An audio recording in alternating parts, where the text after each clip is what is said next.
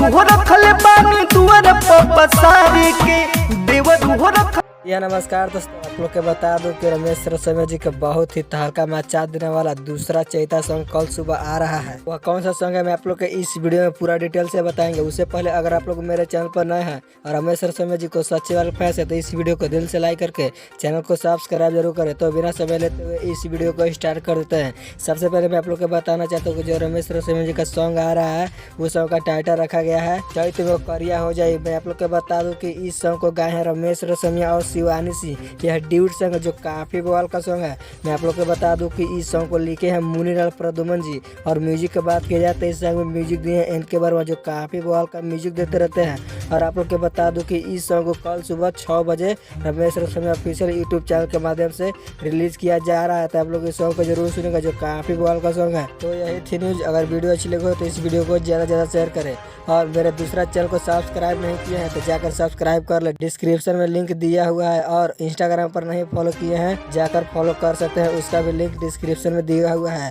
तो मिलते हैं नेक्स्ट वीडियो में, तब तक के लिए जय भोजपुरिया समाज।